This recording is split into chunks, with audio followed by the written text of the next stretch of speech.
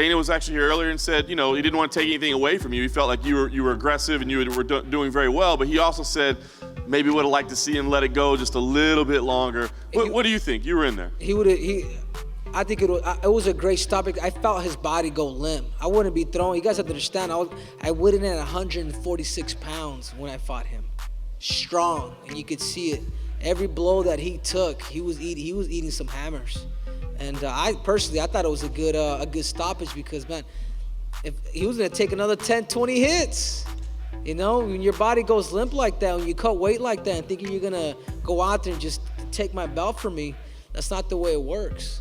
So I think it was a great stoppage. This is why MMA is sanctioned now because of refs. So if I was to talk to that ref, I was like, hey man, you're okay, man. We're both in there. We saw him go limp a few times. Watch it again and you'll see it.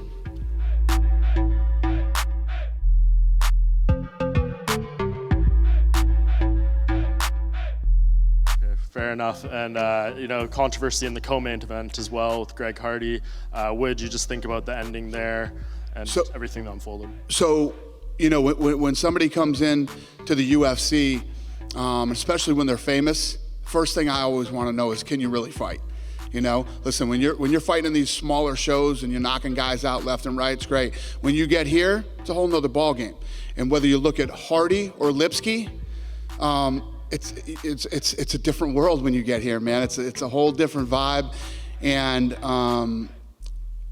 one thing that I did learn about Hardy tonight, he can fight. He can fight. He's an athlete. Not only can he punch hard, but he can take a big punch. He got hit with some good shots tonight. His ground game, I think everybody thought if he got taken down to the ground, that was going to be the end of him. He got out of trouble in the ground several times, and he learned a lot tonight. So we'll see where he goes from here.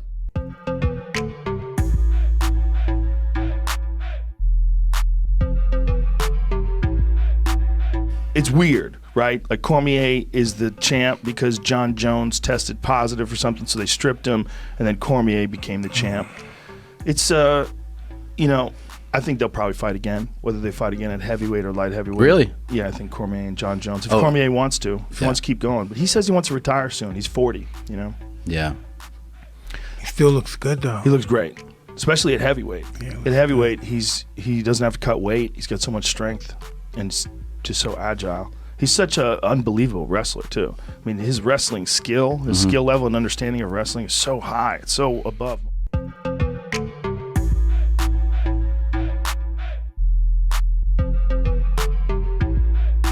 Do you think they would be willing to do the rematch at 125, or do you think the next step is likely to do it again? I mean, if the UFC wants to make that shit right, I mean, it would be different if I went and lost. Yeah, sure, just do your title fight, 35s, give you your shot, but I did not lose. You got the UFC doctors down there saying, like, man, I'm sorry. Like, I don't know what to do. That was early. Like, it would be different, too, if I got smoked and dropped, like, in the Cody fight. Like, I wouldn't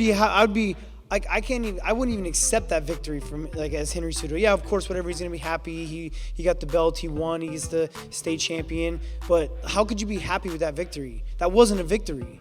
Like, they had a better chance of stopping the first Cody fight than that one. I got hit on the chin as hard as you can get hit. This one clipped me behind the ear. What happens when you get behind the ear? It's like, man, it's frustrating. Sorry.